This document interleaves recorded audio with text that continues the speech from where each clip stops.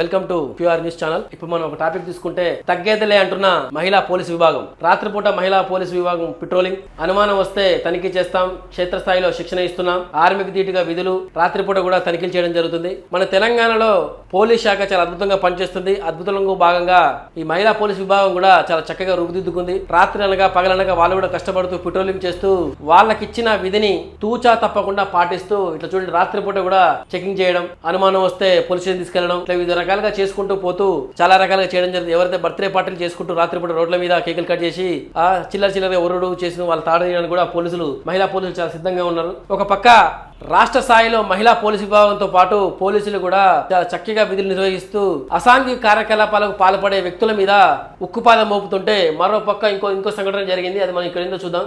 ACB వలలో Dornakal CI constable బెల్లం కేసులో 30,000 లంచం తీసుకుండగా పట్టుకున్న అవినీతి నిరోధక శాఖ అధికారులు. సిఐ ఇంట్లో 1,25,000 రూపాయల నగదు స్వాధీనం. మహిబాద్ జిల్లా డోర్నకల్ సిఐ బి రాజేష్ బెల్లం కేసులో 30,000 లంచం తీసుకుండగా శనివారం ఏసీబీ అధికారులు రెడ్ హ్యాండెడ్ గా పట్టుకున్నారు. సిఐతో పాటు గన్మెన్ కానిస్టేబుల్ రవిని అదుపులోకి తీసుకుని వరంగల్ ఏసీబీ కోర్టుకు తరలించారు. వరంగల్ ఏసీబీ డీఎస్పీ సాంబయ్య తెలిపిన ప్రకారం మహిబాద్ కు చెందిన వ్యాపారి కిరణంతో పాటు బెల్లం వ్యాపారం నిర్వహిస్తున్నాడు. గత మే నెలలో ఈ నెల మొదటి వారంలో సదరు వ్యాపారి బెల్లం తరలిస్తుండగా ఈ నెల మొదటి వారంలో డోర్నకల్ పోలీసులు పట్టుకోవడం జరిగింది. వేర్వేరు రెండు కేసులు నమోదు చేశారు. మొదటి కేసుకు సంబంధించి సిఐ నిందితుడికి నోటీస్ జారీ చేయలేదు. ఈ నెల మొదటి వారంలో నమోదైన కేసులు నిందితుడు హైకోర్టు నుంచి ముందస్తు బెయిల్ పొందాడు. ఆదేశాల మేరకు గన్మెన్ రవి సదరు వ్యాపారికి ఫోన్ చేసి సిఐ రమ్మన్నాడని 50,000 లంచాలు ఇవ్వాలని, లేకుంటే బెల్లం వ్యాపారం చేయనీయమని బెదిరించాడు. దీంతో సదరు వ్యాపారి 21న ఏసీబీని ఆశ్రయించాడు. దీంతో సిఐ పై నిఘా పెట్టిన ఏసీబీలు స్థానిక ఎస్సీ బీసీ కాలనీలోని సిఐ ఇంటికి వెళ్ళిన వ్యాపారి 30,000 నగదిస్తుండగా రెడ్ హ్యాండెడ్ గా పట్టుకున్నట్టు మనం ఇక్కడ చూస్తున్నాం.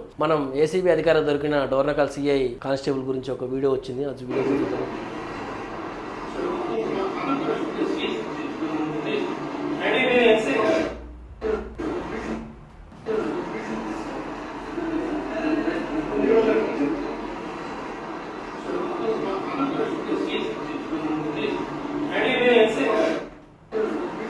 బెల్లం వ్యాపారంలో 21వ తారీఖు నాడు పోలీసులు పట్టుకోవడం జరిగింది. ఆ పట్టుకున్న క్రమంలో కేసు చేయడం జరిగింది. అంతా ఒక ఎత్తు అయిపోయింది. కానీ ఆ వ్యక్తి హైకోర్టు నుంచి ముందస్తు బెయిల్ తీసుకురావడం ఇదంతా ఒక తతంగం అయితే ఆ సిఐ గన్మెన్ ఫోన్ చేసి సార్ రమ్మంటున్నాడు, 50,000 ఇవ్వాలి, లేకపోతే నేను బెల్లం వ్యాపారం చేయని చెప్పి ఆయన బెదిరిస్తే ఆ వ్యక్తి ఏసీబీ అధికారిని ఆశ్రయించి 30,000 ఇస్తుండగా రెడ్ హ్యాండెడ్ గా నిన్న వాళ్ళ ఇంట్లో పట్టుకోవడం జరిగింది. ఒక సిఐ కానిస్టేబుల్. ఇక్కడ ఉన్న కుసమేర్పు ఏంటంటే ఎవరైతే సిఐని పట్టించిన వ్యక్తి ఉన్నాడో ఆ వ్యక్తి వాళ్ళ నాన్న ఇదివరకు మహిబాద్ మున్సిపాలిటీ కమిషనర్ కూడా ఏసీబీకి పట్టడం జరిగిందని చెప్పి మనం బయట అనుకుంటున్నారు. అది జరిగే అంటే సేమ్ వాళ్ళ సంబంధించిన చెప్పి బయట పుకార్లు కూడా ఉన్నాయి. ఆ వ్యక్తి కూడా పట్టించుకోవడం జరిగింది. ఒక పక్క ఒక రేంజ్కి వెళ్తుంటే పోలీస్ శాఖ, మరో పక్క ఇలాంటి వారు చేయబట్టి ఇట్లా డౌన్ అవ్వకుంటూ వస్తుంది. సమతుల్యం ఇట్లా అవుతుంది.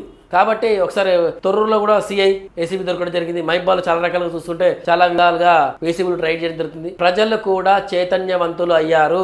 ఎవరైతే లంచాలు అడిగితే 100% ఏసీబీని ఆశ్రయించడం జరుగుతుంది. మా వెనక పెద్దోళ్ళు ఉన్నారు, సీఎం ఉన్నాడు, లేకపోతే ప్రైమ్ మినిస్టర్ ఉన్నాడు, లేకపోతే ట్రంప్ ఉన్నాడు అన్న భావన నుంచి మైండ్ నుంచి అధికారులు వదిలేయండి. ప్రజలు చైతన్యవంతంతో పాటు వీడియోలు, సోషల్ మీడియాలో పోస్టులు ఇట్లా అన్ని పెడుతున్నారు. కాబట్టి అధికారులు జాగ్రత్తగా ఉండండి. ఏసీబీ అధికారులు మన మహిబాద్ చుట్టే తిరుగుతారు. ఎవరిని పట్టుకుంటారా, ఎవరు ఏం చేస్తారా అనేది కూడా తెలియదు. కాబట్టి మనిషికి ఉండాల్సింది పరువు. ఆ పరువును పోగొట్టుకోకండి. ప్రజలకు న్యాయం చేయండి.